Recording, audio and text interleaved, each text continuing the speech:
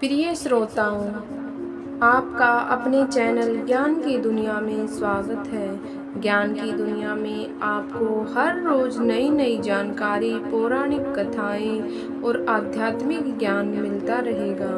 माता सीता के 3 प्रश्न। पहले, कौन सी स्त्री समय से पहले विधवा हो जाती है?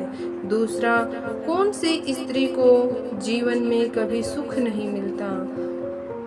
तीसरा प्रश्न, वह कौन सी चीज है जो एक पत्नी अपने पति के मांगने पर भी पति को नहीं देती?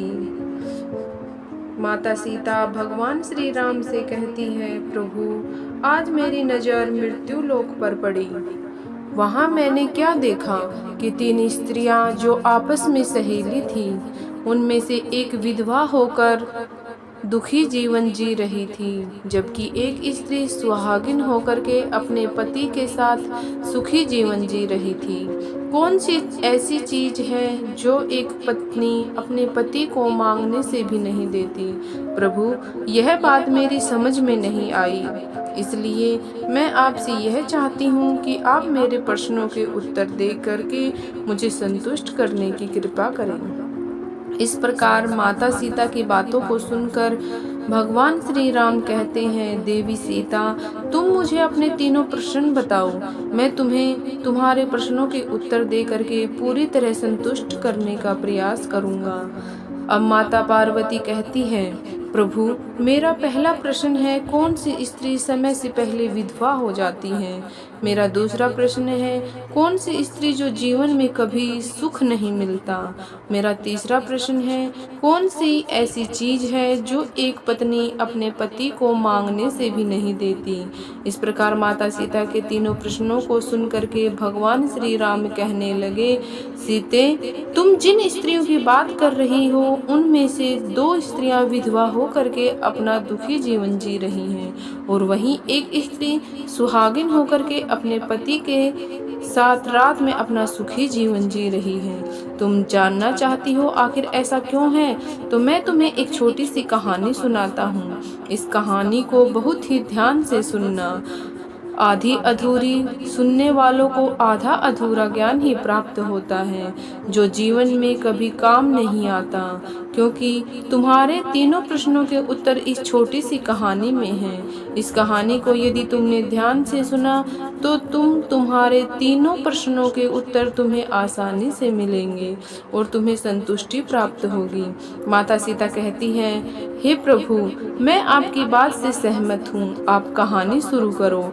मैं कहानी को पूरे मन से सुनूंगी, और जब तक आप कहानी सुनाओगे तब तक मेरा मन किसी दूसरे स्थान पर नहीं जाएगा।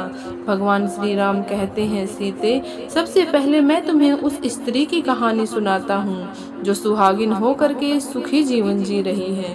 देखो, जिस सुहागिन स्त्री की तुम बात कर रही हो, वो सुहागिन स्त्री एक राजा के नौकर की पत्नी है।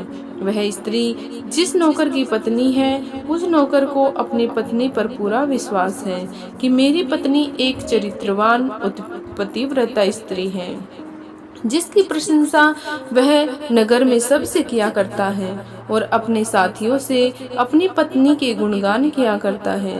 फिर श्री राम कहते हैं, हे सीते, उस नौकर की पत्नी की चर्चा समस्त नगर में होने लगी।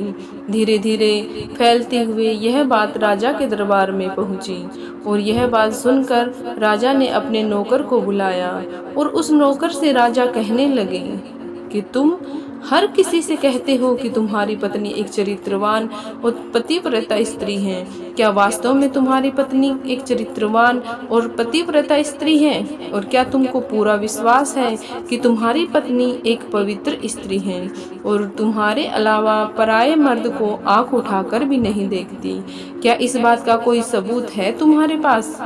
राजा की इस बात को सुनकर नौकर कहने लगा, महाराज, मुझे अपनी धर्म पत्नी पर पूरा विश्वास है कि वह पतिव्रता स्त्री है और मेरे अलावा वह पराये मर्दों को नहीं देखती।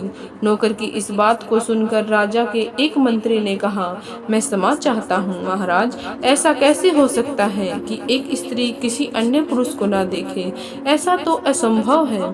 फिर मंत्री ने कहा, महाराज, यदि मैं इस नौकर की बात को गलत साबित कर दूं, तो इसकी पत्नी का पतिव्रता धर्म नष्ट कर दूं, तो इसे क्या सजा मिलेगी? फिर नौकर ने कहा, महाराज, यदि महामंत्री जी मेरी पत्नी का पतिव्रता धर्म नष्ट कर देते हैं तो आप मुझे फांसी की सजा दे देना, और यदि महामंत्री जी मेरी पतिव्रता धर्म खंडित नहीं कर पाए तो इनको भी क्या सजा मिलनी चाहिए? नौकर की यह बात सुनकर राजा ने कहा कि मंत्री को भी फांसी की सजा दी जाएगी। मंत्री ने यह बात स्वीकार कर ली और नौकर से पूछा कि मैं तुम्हारी पत्नी से क्या वस्तु लाऊं जिससे तू मान ले कि मैंने तेरी पत्नी का पतिव्रता धर्म खंडित कर दिया? तो नौकर ने कहा, महामंत्री जी, आप मेरी पत्नी से मेरे विवाह के समय पर दहेज में मुझे पटका और एक कतार मिली थी, जो यह दोनों चीजें मेरी पत्नी ने बहुत ही संभाल कर रखी हैं, क्योंकि यह दोनों चीजें एक पतिव्रता स्त्री के लिए सुहाग की निशानी है। यदि तुम यह दोनों चीजें मेरी पत्नी से लाकर मुझे दिखा दोगे तो मैं मान जाऊंगा कि मेरी पत्नी पतिव्रता धर्म महामंत्री जी आपने नष्ट कर दिया है। तब मंत्री ने नौकर की यह बात स्वीकार कर ली। वह मंत्री दरबार से निकलकर नगर में जाता है और एक जादू टोना करने वाली स्त्री के पास जाकर मिलता है। जो काम कोई नहीं कर पाता था वह काम वह जादू टोना करने वाली स्त्री कर देती थी। फिर मंत्री ने उस स्त्री को सारी बात बताई और कहा, तू कैसे भी करके उस नौकर की पत्नी से मेरा संबंध बनवा दे, इसके बदले मैं तुझे जितना धन चाहिए उतना धन देने को तैयार हूँ। इस तरह मंत्री की बात सुनकर वह स्त्री कहने लगी, मंत्री जी, आपको कहने में आसान लगता होगा, किंतु ऐसा कुछ भी नहीं है। तुम जिस औरत के बारे में बातें कर रहे हो वह स्त्री एक पतिव्रता नारी है। उसे ना किसी धन का लोभ है और ना किसी वस्तु का लालच है। तुम्हें क्या लगता है वह तुम्हें पटका और कटार दे देगी?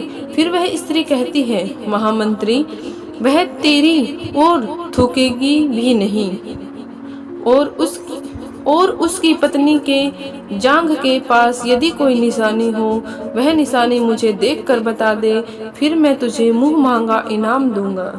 तुझे जितना धन चाहिए उतना धन मैं दूंगा, बस तू मेरा यह काम कर दे। मंत्री की बात सुनकर उस जादू टोना करने वाली स्त्री के मन में धन का लालच आ गया और उसने कहा, ठीक है, मैं तुम्हारा काम अवश्य करूंगी, लेकिन मुझे बहुत धन देना पड़ेगा। मंत्री ने कहा, ठीक है, और फिर वह स्त्री नौकर के घर में वेशभूषा बदल कर जाती है और नौकर की पत्नी से जाकर कहती है, बेटी, मैं तेरे पति की बुआ हूँ, मैं कई सालों के बाद आई हूँ। फिर उस नौकर की पत्नी ने कहा, आप इतने सालों बाद आई हैं, इसलिए मैंने आपको पहले कभी नहीं देखा, इसलिए मैं आपको पहचान नहीं पाई। और इस प्रकार वह स्त्री उस नौकर के घर में बुआ बनकर रहने लगी। नौकर की पत्नी ने उस स्त्री को बुआ समझकर बहुत आदर सम्मान दिया, मगर उसे यह नहीं पता था कि वह जादू टोना करने वाली स्त्री को मंत्री ने उसके साथ छल करने के लिए और उसका पति के धर्म को नष्ट करने के लिए भेजा है। अब वह स्त्री नौकर के घर में मजे से रहने लगी और नौकर की पत्नी के ऊपर झूठा प्यार लुटाने लगी। एक दिन नौकर की पत्नी स्नान करने के लिए स्नान गृह में गई। फिर उससे थोड़ी देर बाद वह स्त्री भी नौकर की पत्नी के पास जाकर उसकी कमर रगड़ने लगी। उस पतिव्रता औरत ने बहुत मना किया, फिर भी वह स्त्री नहीं मानी और कहने लगी, तुम मुझे अपनी बेटी से भी ज्यादा प्यारी लगती हो, तो मना क्यों करती हो? काफी दिनों के बाद मेरी और तुम्हारी मुलाकात पहली बार हुई है। और ऐसा कहकर वह स्त्री उसे बातों की माया जाल में उलझाने लगी। और फिर मौका देखते ही उसने उस पतिव्रता औरत के गुप्तांग के पास में जांघ पर एक तिल था, जो उस जादू टोना करने वाली स्त्री ने देख लिया और उसका काम बन गया।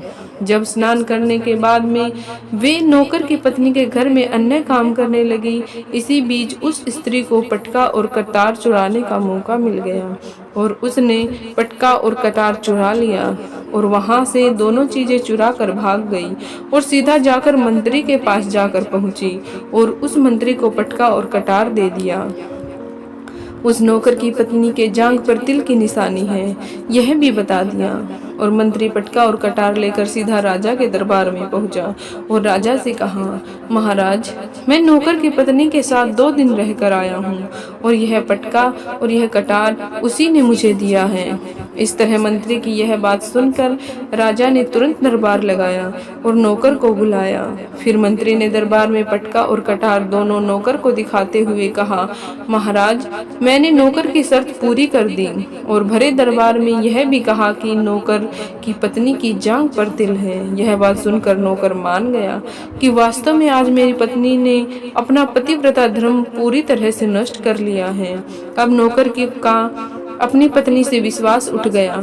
राजा ने शर्त के मुताबिक नौकर को फांसी की सजा सुनाई और 15 दिन बाद फांसी देने का आदेश दिया और कहा कि नौकर को 15 दिन के बाद फांसी पर चढ़ाया जाएगा।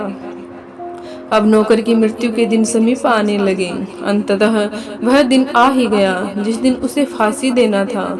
जब उसे फांसी के फंदे के पास लाया गया तो उस नौकर ने उसकी अंतिम इच्छा पूछी गई। फिर नौकर ने कहा कि महाराज, मेरी अंतिम इच्छा यही है कि मैं आखिरी बार अपनी पत्नी से मिलना चाहता हूँ। और इस तरह राजा ने नौकर को आज्ञा दी कि तुम अपनी पत्नी से मिल सकते हो। फिर नौकर कुछ दिन की इजाजत लेकर अपने घर गया और अपनी पत्नी से कहने लगा कि तुमने मेरे साथ बहुत बड़ा विश्वासघात किया, छल किया है। मैंने तुम पर विश्वास करके राजा के सामने मंत्री से ऐसी शर्त लगाई थी और राजा के दरबार में मैंने कहा था कि मेरी पत्नी एक चरित्रवान और पतिव्रता स्त्री है और उसके पतिव्रता धर्म को कोई नष्ट नहीं कर सकता। यदि कोई नष्ट कर देगा तो मुझे फांसी दे देना। और तुमने पतिव्रता धर्म नष्ट कर दिया। मुझे कुछ दिन के बाद में फांसी दे दी जाएगी। तुमने मेरे साथ विश्वासघात किया है। मैंने तुम पर विश्वास करके तुम्हें घर पर अकेला छोड़कर गया था। नौकर की यह बात सुनकर उसकी पत्नी ने उसे उस स्त्री की बात बताई जो उसकी पति की बुआ बनकर उसके घर पर आई थी। मगर नौकर को अपनी पत्नी की बातों पर बिल्कुल भी विश्वास नहीं था और नौकर राजा के दरबार में पहुंच गया। फिर राजा किसी कारणवश उस नौकर को फांसी की सजा कुछ दिन के लिए टाल दिया और उसे कैद में डलवा दिया। नौकर की पत्नी अपने पति को निर्दोष साबित करने के लिए राज दरबार में गणिका अर्थात नाचने वाली औरत की वेशभूषा धारण करके पहुंच जाती है और राजा से उसके सम्मुख अपना नृत्य दिखाने का आज्ञा मांगने लगी। राजा ने उस स्त्री की सुंदरता को देखकर नाचने की आज्ञा दे दी। फिर महल के नौकरों ने उसके नृत्य के लिए व्यवस्था की। फिर उस नौकर की पतिव्रता पत्नी ने जब नाचना शुरू किया तो उसका नाच देखकर राजा बहुत मोहित हुए और फिर राजा ने कहा, मैं तुम्हारे नृत्य से बहुत प्रसन्न हुआ। मांगो, तुम जो मांगना आई हो मैं तुम्हें दूंगा। फिर उस नौकर ने पत्नी ने कहा, महाराज, आपकी सभा में एक चोर है जिसने मेरी सोने की अंगूठी चुराई है और उसे फांसी की सजा दे दीजिए। यह बात सुनकर राजा ने कहा, बताओ, मेरे दरबार में तुम्हारा चोर कौन है? मैं उसको फांसी की सजा जरूर दूंगा। और फिर उस नौकर की पतिव्रता स्त्री ने कहा, महाराज, और कोई नहीं, आपके मंत्री ने ही मेरी अंगूठी चुराई है। आप इनको फांसी की सजा दे दें। जैसे ही मंत्री ने सुना कि वह स्त्री मुझे चोर बता रही है तो तुरंत मंत्री कहने लगा, महाराज, मैं शपथ खाकर कहता हूँ कि मैंने इसकी अंगूठी नहीं चुराई है और मैंने इसे आज तक कभी देखा भी नहीं है, तो मैं इसकी अंगूठी कैसे चुरा सकता हूँ? मैंने आज तक इसकी शक्ल भी नहीं देखी है। आज पहली बार मैं इसकी शक्ल देख रहा हूँ। जैसे ही मंत्री ने कहा कि मैंने इस स्त्री की आज तक शक्ल भी नहीं देखी है तो वह पतिव्रता औरत अपने वास्तविक वेशभूषा में आ गई और कहने लगी, महाराज, मैं इस मंत्री ने मुझे पहले कभी नहीं देखा, तो आप मुझसे इससे यह पूछो कि यह पटका और कटार कहाँ से लाया है। और मैं उसी नौकर की पत्नी हूँ जो आपके यहाँ पर नौकरी करता है और आप मेरे निर्दोष पति को फांसी चढ़ाने वाले हैं, इसलिए मुझे यहाँ इस गणिका की वेशभूषा में आपके दरबार में आने पड़ा। मैं आपको इस मंत्री की पूरी सच्चाई सुनाती हूँ। यह जो आपका मंत्री है, इसने मेरे पास में एक जादू टोना करने वाली स्त्री को मेरे पति की बुआ बनाकर भेजा था। और उसने मुझे धोखे से मेरी जांघ पर तिल का पता लगाया और मेरी उसी स्त्री ने यह पटका और कटार चुरा कर इसको दे दिया और आपके मंत्री ने इसके बदले उसको बहुत सारा धन दिया और मेरे साथ यही छल हुआ है महाराज, और मैं आज भी पतिव्रता स्त्री हूँ। स्त्री की इस बात को सुनकर राजा ने उस स्त्री को बुलाया, जो फिर उस स्त्री ने राजा के डर से मंत्री को सारी सच्चाई राजा को बता दी, जिससे राजा ने उस नौकर को अपनी कैद से रिहा कर दिया और उसकी जगह पर मंत्री को फांसी पर चढ़ा दिया। और कथा को आगे बढ़ाते हुए श्री राम जी कहते हैं, हे देवी सीता, इस प्रकार उस नौकर की पतिव्रता स्त्री ने अंत में राजा से कहा, महाराज, मैं अपने पति से बहुत प्रेम करती हूँ। मैं एक चरित्रवान स्त्री हूँ और मैं कभी भी अपने मुंह से अपने पति का नाम तक नहीं लेती हूँ। इस प्रकार ये श्री राम कहते हैं, हे देवी सीता, कथा पूरी हो गई। अब तुम अपने तीनों प्रश्नों के उत्तर सुनो। पहला प्रश्न था, कौन सी स्त्री समय से पहले विधवा हो जाती है? जो स्त्रियां अपने मुंह से अपने पति का नाम लेती हैं और उनको हमेशा नाम से ही बुलाती हैं, वे स्त्रियां समय से पहले ही विधवा हो जाती हैं और बिना पति के दुखी जीवन व्यतीत करती हैं। क्योंकि यदि कोई स्त्री अपने पति का नाम मुंह से लेती है तो पति की उम्र कम हो जाती है और समय से पहले ही उस स्त्री के पति की मृत्यु हो जाती है और स्त्री समय से पहले ही विधवा होकर एक दुखी जीवन जीती है। बस यही कारण है कि तुम जिन स्त्रियों की बातें कर रही थी उनमें से एक विधवा इसी कारण से हुई है और उनमें से एक नौकर की पत्नी थी जो पतिव्रता स्त्री थी। वह स्त्री कभी भी अपने पति का नाम मुंह से नहीं लेती थी, जिसके कारण वह आज भी सुहागिन है और सुखी जीवन जी रही है। और वह स्त्री जो समय से पहले विधवा होकर दुखी जीवन जी रही है, वह हमेशा अपने पति का नाम लेकर बुलाती रहती थी, जिसके कारण उसके पति की उम्र कम होती चली गई और फिर उसके पति की मृत्यु समय से पहले हो गई। आज वह औरत दुखी जीवन जी रही है। इसलिए किसी भी स्त्री को अपने पति का नाम अपने मुंह से नहीं लेना चाहिए। और तुम्हारा दूसरा प्रश्न था, कौन सी स्त्री जो जीवन में कभी भी दुखी नहीं मिलती? वह पति के होते हुए भी सदा दुखी जीवन जीती है। तो समझ लो, जो स्त्रियां अपने पति की बिना अनुमति लिए कहीं भी चल देती हैं, वे कभी भी सुखी जीवन नहीं जी पाती हैं। ऐसी स्त्री जीवन भर दुखी ही रहती हैं और उन्हें पति का प्रेम कभी नहीं मिलता। तीसरा प्रश्न था कि ऐसी कौन सी चीज़ है जो वह एक पत्नी अपने पति को मांगने से भी नहीं देती है? तो समझ लो, वह चीज़ है गाली, जो एक संस्कारी और चरित्रवान स्त्री कभी भी अपने पति को नहीं देती है। और जो स्त्रियां अपने पति को गाली देती हैं, वह स्त्रियां कभी चरित्रवान नहीं होती। और जो स्त्रियां जीवन भर दुखी रहती हैं, उसके जीवन में कभी सुख नहीं आता और समय से पहले ही ऐसी स्त्रियां विधवा हो जाती हैं। और इस प्रकार श्री राम जी ने कथा सुनाने के बाद अपने तीनों प्रश्नों का उत्तर सीता जी को बताया और कहते हैं कि हे सीते, जो स्त्री चरित्रवान होती है वह कभी दुखी जीवन नहीं जीती।